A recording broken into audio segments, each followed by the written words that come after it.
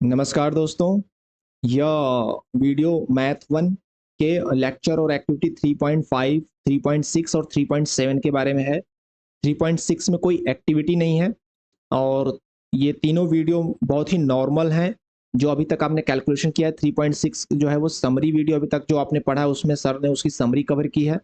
तो मैं already summary video बना ही रहा हूँ, तो इसलिए 3.6 को स्किप करके मैं 3.5 और 3.7 के लेक्चर में सर ने क्या बताया बहुत ही नॉर्मल चीज़ें हैं। मैं एक पेज में आपको ये एक्सप्लेन कर देता हूँ, उसके बाद हम एक्टिविटी 3.5 और 3.7 दोनों को करेंगे। टाइम स्टैम्पिंग कर दूंगा वीडियो के डिस्क्रिप्शन में, जिससे कि आपको ईजी रहेगा आगे के लिए। तो लेक्चर 3.5 में सर ने जो कवर किया है 3.5 में, वो स्लोप को ही थोड़ा सा एलोबरेट किए हैं। स्लोप जो होता है, स्लोप क्या होता है? स्लोप जो होता है वो हमारा होता है राइज बाय रन। रन को अगर हम इधर दिखाएं, ये रन और ये होता है राइज। राइज मतलब वाई, रन का मतलब एक्स। तो वाई का डिफरेंस अपॉन एक्स का difference, delta Y upon delta x. तो मैंने बताया कि ये आपका वही होता है जो d Y by D x होता है। D x upon D Y होता है ना, रन बाई राइज होता है शायद। एक मिनट, गलत हो रहा है मैं। D x upon D Y होता है, D Y upon D X ही होता है। हाँ, delta Y upon delta X ही होता है, सही है। तो D Y upon D x होता है ये। तो हाँ, तो आपको कहीं भी किसी भी इक्वेशन का अगर आपको स्लोप निकालना है तो आप d Y by D x आप निकाल लो, उसको डिफ्रेंशिएशन कर लो, उसका आपको स्लोप मिल जाएगा। सर ने जो प्रूफ किया है उसमें सर ने एक्स एक्सिस पर 2 पॉइंट ले लिए हैं, वाई एक्सिस पर उसके करस्पॉन्डिंग 2 पॉइंट ले लिए हैं, और प्लस एच और माइनस एच करके जो है उसी चीज को उन्होंने प्रूफ किया है कि वो स्लोप जो होता है वो क्या फार्मूला आएगा। और उसको आप सिंपली डिफ्रेंशिएशन करके लगा सकते हो। जैसे क्वाड्रेटिक इक्वेशन जो होता है y is equal to X A X square plus B X plus C होता है, तो इसका स्लोप क्या होगा?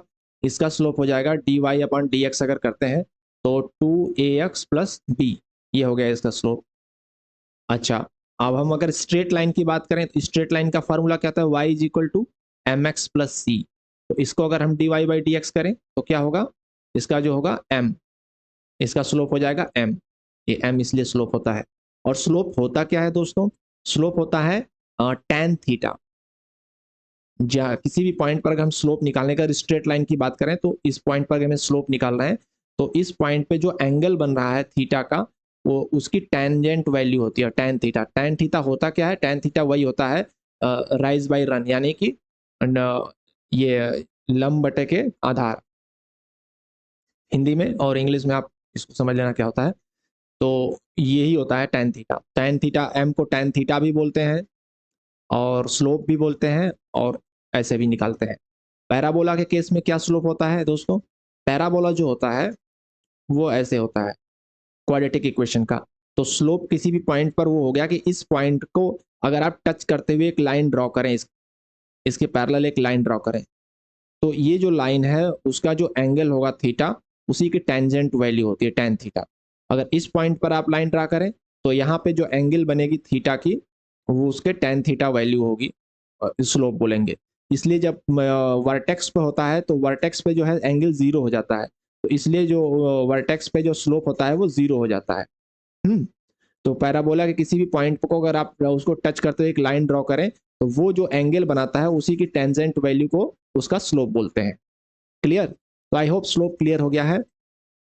और 3.6 में सर ने समरी बताई थी, और 3.7 में सर ने क्वाड्रेटिक इक्वेशन को जो है सॉल्व करने की वो फैक्टराइजेशन मेथड बताया था, जो इंटरसेप्ट फॉर्म होता है, जो हम ऑलरेडी क्लास 5 और 6 में आप कर चुके हैं कि अगर एक इक्वेशन है A X square plus B X plus C is equal to zero, suppose it zero, इसलिए जीरो क्यों? क्योंकि हमें रूट निकालना है, रूट इसलिए निकालना है। तो रूट क्या क्या होता है? रूट वो होता है कि जहां पर ये फंक्शन जो है एक्स एक्सिस को काटेगा। तो एक्स एक्सिस को जहां पे काटेगा वहां वाई हो जाएगा आपका जीरो, एक्स एक्सिस पे वाई जीरो होता है, इसलिए इज इक्वल टू जीरो। और यहाँ पर जो एक्स की जो वैल्यू होगी वही इसके रूट कहे जाते हैं। तो इसको हम जब सॉल्व करते थे वो, तो सपोज दैट वो आता था आपका एक्स माइनस एम या एक्स माइनस एन, इस फॉर्म में वैल्यूज आपकी आती थी जीरो, तो यहाँ पर एक्स की वैल्यू हो जाती थी एम, एक्स और एन, एम और एन वैल्यू हो जाती थी। तो यही रूट कैलकुलेट करना सर ने 3.7 में बताया है, ये आप ऑलरेडी कर चुके हो, इसलिए मैं इस पॉइंट को स्किप करके सीधे क्वेश्चन कराता हूँ। अगर आपको क्वेश्चन की प्रैक्टिस हो जाएगी तो आप कर लोगे, मेनली आपका क्वेश्चन ही है, तो जरूरी नहीं कि आप इन लेक्चर्स को देखो, आप इसको स्किप भी कर सकते हो, सीधे क्वेश्चन पे आते हैं। ओके, चलिए अब हम करेंगे एक्टिविटी 3.5। 3.5 में पहला क्वेश्चन क्या कह रहा है, the slope of a line which passes through the vertex and the y intercept of the quadratic equation. Question को अच्छे से समझिए, क्वेश्चन क्या कह रहा है, उसके बाद हम सॉल्व कर पाएंगे अच्छे से। क्वेश्चन कह रहा है कि स्लोप ऑफ ए लाइन, एक लाइन का स्लोप पूछ रहा है जो पास करेगा वर्टेक्स से और y intercept of this equation. तो इस इक्वेशन की पहले हमें वर्टेक्स निकालेंगे, फिर उसकी वाई इंटरसेप्ट पे कोऑर्डिनेट निकालेंगे, इस दो कोऑर्डिनेट से जो लाइन जाएगी उसका हमें स्लोप निकालेंगे। ओके, तो वर्टेक्स क्या होगा, वर्टेक्स होगा, वर्टेक्स पे जो होता है x इज इक्वल टू आपको पता है माइनस बी बाई टू ए होता है, तो माइनस बी क्या हो जाएगा -10 एंड डिवाइडेड बाई 2a, ए हमारा 1 है तो 2 इज इक्वल टू -5, तो x की वैल्यू -5 आ गई, तो y की वैल्यू निकाल लीजिए वर्टेक्स पे, तो -5 को रख दीजिए x के जहाँ पे, तो हो जाएगा ये एक्स स्क्वायर यानी -5 का स्क्वायर 25 एंड -50 एंड -5, तो ये कितना हो गया 25 -50 -5, ये आपका हो गया 25 में से 5 गया, हाँ 25 में से 5 गया 20, और 20 और 20 - 50, ये आपका हो जाएगा -30। करेक्ट है ना भाई, कैलकुलेशन मिस्टेक से बड़ी गलती हो जाती है, एक बार फिर से चेक करते हैं। 25 में से 5 गया 20, ये 20 हो गया, और 20 और -50 तो -30, ठीक है। तो हमारा जो वर्टेक्स हो गया वर्टेक्स क्या हो गया -5 कामा -30, ये हमारा वर्टेक्स हो गया। ओके, अब हम इसका वाई इंटरसेप्ट निकाल लें। वाई इंटरसेप्ट का मतलब कि ये जो पैराबोला है उस वो वाई एक्सिस को कहाँ पे कट करेगा, तो वाई एक्सिस पर जो कट करेगा उसका मतलब कि वहां पर एक्स तो आपका जीरो हो गया, एक्स इज ऑलरेडी जीरो, आपको वाई की वैल्यू चाहिए, तो एक्स अगर जीरो रहेंगे तो x is equal to zero रखेंगे, तो जो ये आता है कांस्टेंट पार्ट यही वाई इंटरसेप्ट होता है। तो वाई इंटरसेप्ट क्या हो गया, वाई इंटरसेप्ट आपका हो गया एक्स की वैल्यू जीरो होगी और वाई की वैल्यू यहाँ पर आप रख देंगे 0 0, तो -5 आ जाएगा, तो ये हो गया आपका वाई इंटरसेप्ट। इन दोनों लाइन से जो आपकी जाएगी, आपका जो स्ट्रेट लाइन पास होगा इस पॉइंट से और इस पॉइंट से, उसका आपको पूछ रहा है स्लोप। तो स्लोप क्या होता है, स्लोप को मैंने बताया tan थीटा बोलते हैं, बहुत तरीके से निकाल सकते हैं आप, लाइन ड्रॉ करो m को निकालो इसे, लेकिन मेनली होता है वो होता है डेल्टा y अपान डेल्टा x, मतलब y का डिफरेंस डिवाइडेड बाय x का डिफरेंस, तो y का डिफरेंस निकाल लो, तो हो गया -5 माइनस -30। ओके, x का डिफरेंस निकाल लो 0 माइनस -5, तो क्या हो गया, ये हो जाएगा -5 + 30 और ये हो जाएगा 5, तो ये हो जाएगा 25/5,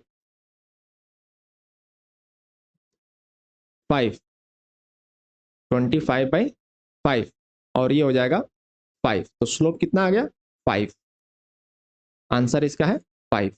ठीक है, ओके आगे चलें। नेक्स्ट क्वेश्चन कह रहा है दोस्तों कि identify the point eight which the slope of the equation is 10।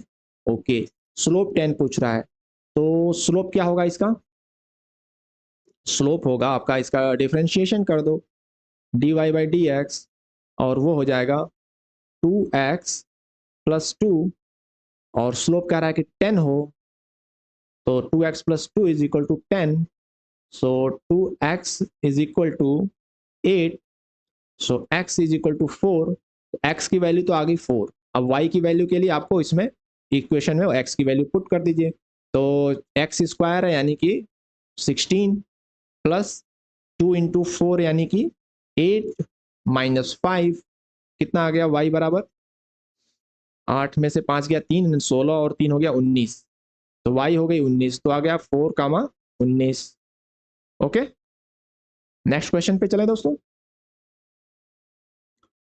Next question क्या कह रहा है, choose the correct statement with respect to the sensitivity of the following equation 10x²। 10x² हमारा इक्वेशन है, उसकी सेंसिटिविटी के बारे में कह रहा है। सेंसिटिविटी का मतलब वो कितना सेंसिटिव, कितना जल्दी वो टर्न लेता है, कितना जल्दी उसका जो होता है स्लोप चेंज हो रहा है।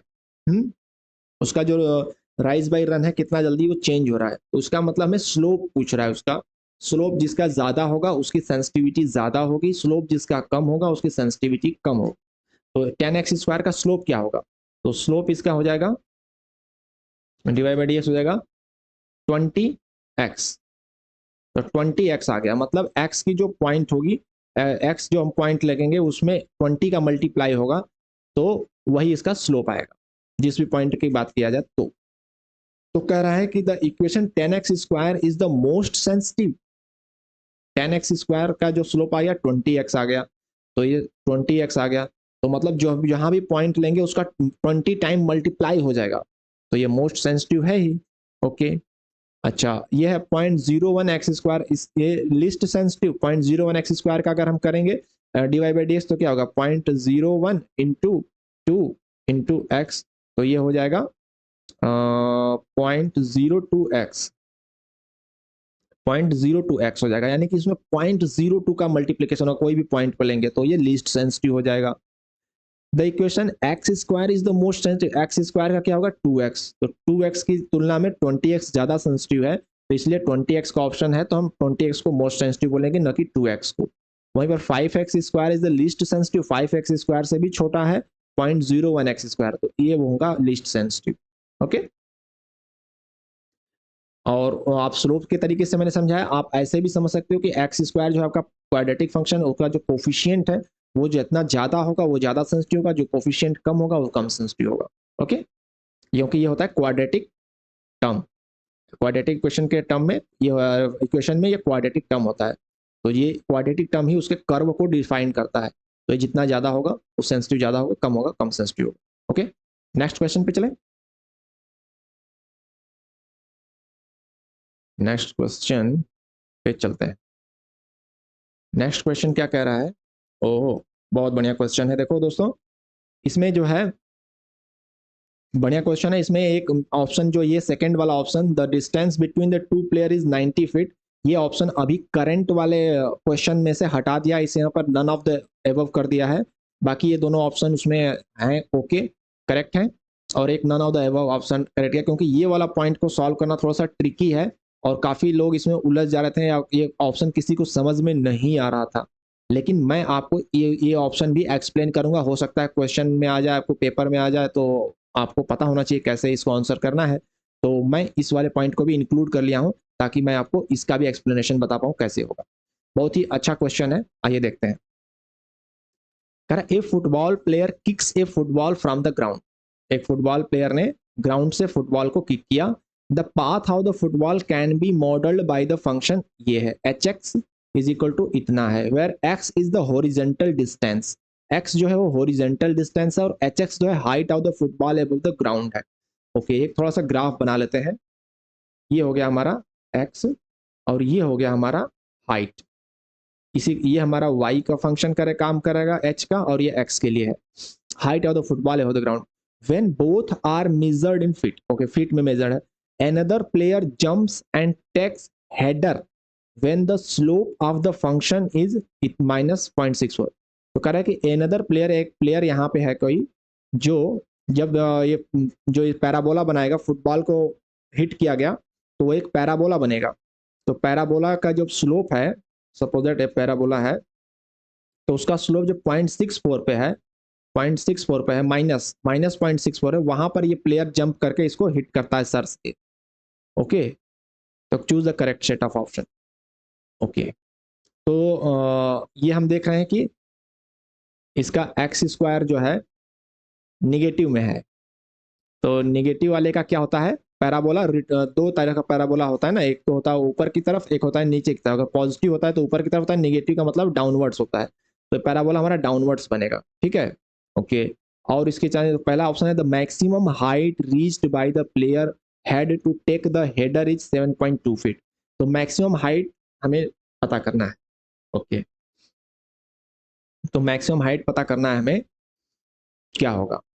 ओके, तो ये जो इक्वेशन है मैक्सिमम हाइट का ही इक्वेशन है, चलो ठीक है। तो हाइट इज इक्वल टू, यह क्वेश्चन है, -1/125 x² + 20। तो मैक्सिमम हाइट जो अटेंड करेगा वहां पे इसका स्लोप हो जाएगा 0, स्लोप हो जाएगा 0। तो हम निकालते हैं, या वर्टेक्स होगा ऐसा भी कर सकते हैं। तो वर्टेक्स में एक्स की जो वैल्यू होती है वो होती है, एक्स की वैल्यू क्या होती है, एक्स की वैल्यू होती है,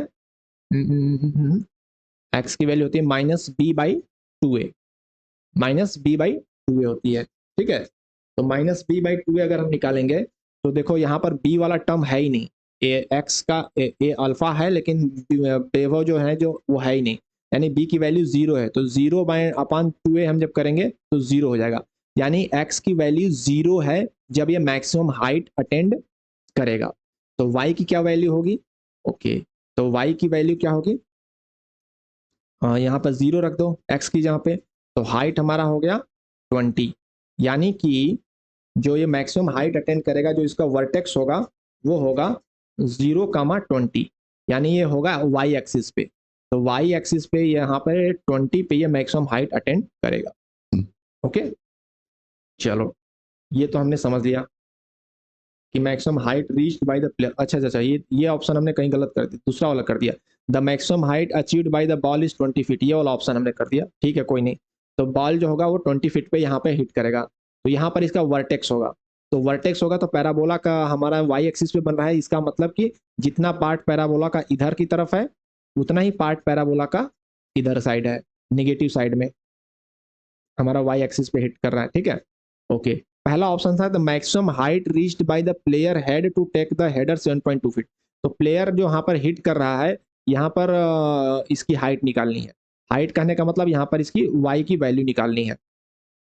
तो आइए देखते हैं, तो हमें निकालना होगा स्लोप, क्योंकि स्लोप दिया है यहाँ पर -0.64 होना चाहिए। तो स्लोप का क्या होता है, स्लोप का जो फार्मूला होता है वो होता है 2ax प्लस बी, यही होता है ना। आप a² प्लस बी प्लस सी का जब डिफरेंशिएशन करो 2x प्लस बी होता है।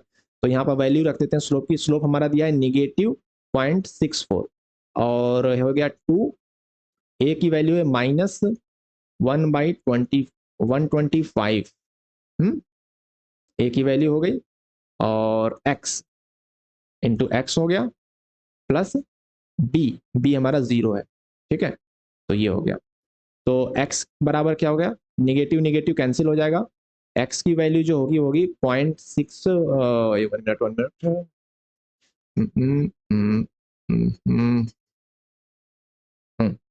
0.64 इंटू 125 डिवाइडेड 2, एक्स की वैल्यू हो जाएगी, ये कैंसिल करेंगे 0.32। तो x की वैल्यू क्या आ गई, 125 इंटू 0.32, 125 इंटू 0.32, और ये होता है 40। ओके, तो ये हो गया 40, एक्स की वैल्यू हो गई 40, लेकिन हमें maximum height by that player, हमें प्लेयर की हमें हाइट निकालनी जहां पर वो सर से हिट करता है। तो हाइट निकालने के लिए हमें एक्स की वैल्यू आई है 40, तो ये है 40, मतलब ये 0 है, तो 0 से ये 40 पर ये डिस्टेंस पर ये प्लेयर है, और यहाँ से हिट करता है सर से बॉल को। तो यहाँ पर वाई की वैल्यू निकालनी होगी, तो हम एक्स के यहाँ पर 40 रखेंगे तो हाइट की आ जाएगी, हाइट की जो फंक्शन है -1/125, हाइट बराबर है -1/125 इंटू x², एक्स का है 40 यानी कि इंटू हो जाएगा 1600 एंड +20, +20। इसको सॉल्व कर लेंगे तो हाइट आ जाएगा, तो सॉल्व कर लेते हैं। तो 125 हम एलसीएम ले लेते हैं, ओके, और ये हो जाएगा -1600, और प्लस इसमें जब मल्टीप्लाई करेंगे 0 तो बचे 10, 5 कम 2, 2500। तो ये 1600 में से 2500 में से 1600 जाएगा 900/125। तो 900/125 कितना होगा,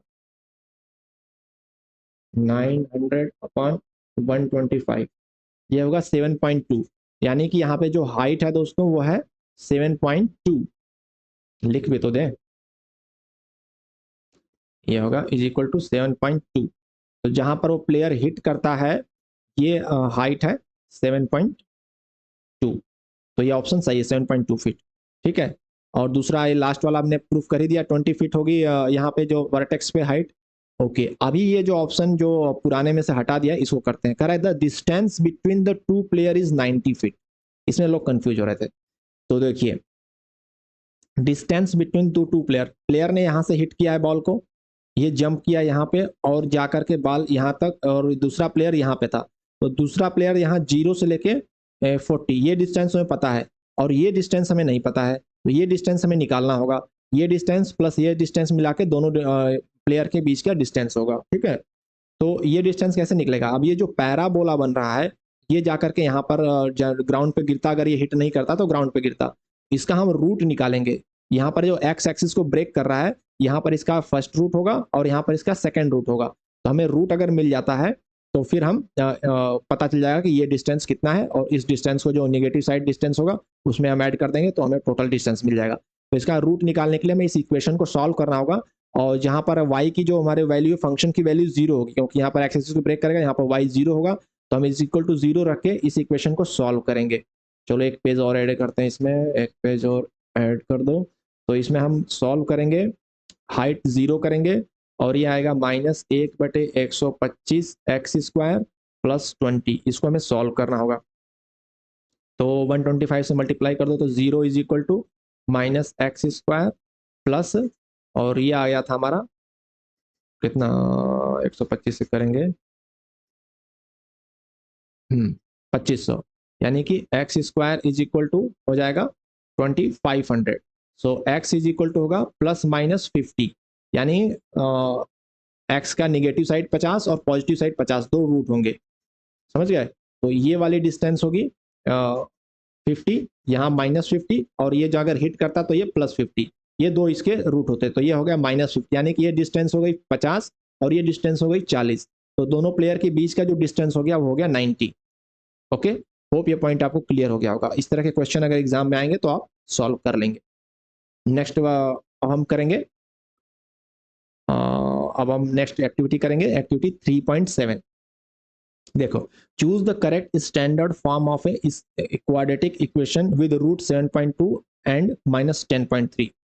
तो कहने का मतलब ये रूट अगर ये है तो यहाँ पर x की वैल्यू है, तो x इज इक्वल टू 7.2 है। तो हो गया और x इज इक्वल टू -10/3 है।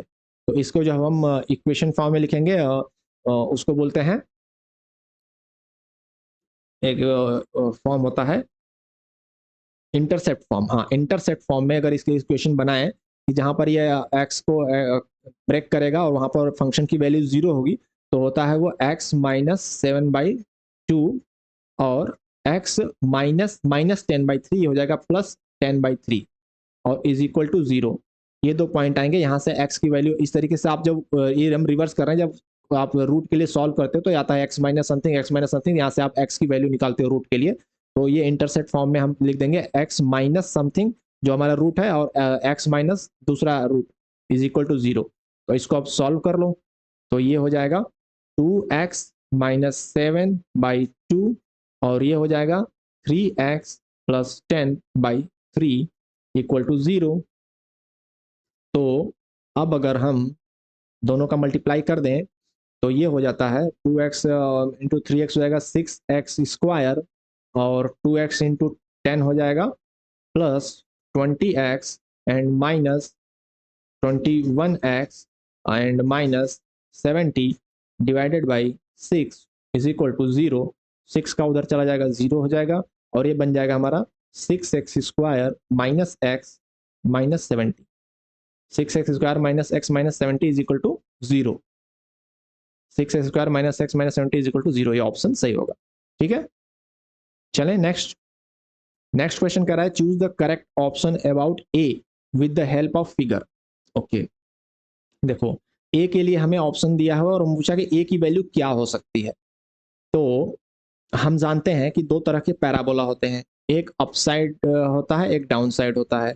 अपसाइड में जो होता है वो होता है ax square plus bx plus c के फॉर्म में, और जो डाउनवर्ड होता है वो होता है -ax square plus B X plus C, यहाँ पर कुछ भी हो सकता है, लेकिन एक्स स्क्वायर का जो कोफिशिएंट होगा वो निगेटिव होगा, यहाँ पर एक्स स्क्वायर का कोफिशिएंट पॉजिटिव होगा। तो ये हमारा अपसाइड है, तो इसका मतलब ए हमारा पॉजिटिव वाला है, ए हमारा पॉजिटिव होगा। लेकिन अभी हम यहाँ पर देख रहे हैं कि अगर हम एक्स स्क्वायर को मल्टीप्लाई करें तो ये हमारा आ जाता है ए इंटू माइनस एक्स स्क्वायर हो रहा है, क्योंकि यहाँ पर माइनस साइन है, यहाँ प्लस है, तो ए हमारा हो गया एक्स स्क्वायर के साथ ऑलरेडी माइनस में है, और ए हमारा है पॉजिटिव, यानी ए हमारा अननोन है। तो अननोन है और हमें चाहिए जो फिगर चाहिए वो अपसाइड वाला चाहिए, यानी कि एक्स स्क्वायर हमें पॉजिटिव चाहिए। तो एक्स स्क्वायर के साथ ऑलरेडी नेगेटिव साइन जुड़ा हुआ है, तो इसको पॉजिटिव बनाने के लिए ए हमारा होना चाहिए दैट शुड बी नेगेटिव, मतलब लेस देन जीरो होना चाहिए। ए अगर हमारा लेस देन जीरो होगा, निगेटिव होगा, तो ये मिल करके पॉजिटिव हो जाएगा, तब हमारा जो पैराबोला होगा वो अपसाइड का होगा, यानी ए शुड बी नेगेटिव। ओके, समझ गए? यहाँ पर x जो आप देखो मल्टीप्लाई करने पर माइनस एक्स स्क्वायर हो रहा है, और उसके साथ a जुड़ा हुआ है, जबकि हमारा पैराबोला अपसाइड है, यानी हमारा होना चाहिए पॉजिटिव ए एक्स स्क्वायर होना चाहिए। तो ए पॉजिटिव ए एक्स स्क्वायर बनाने के लिए x निगेटिव है, तो a को भी हम निगेटिव करेंगे तो हमारा जो है पॉजिटिव बन जाएगा, यानी a should be less than zero.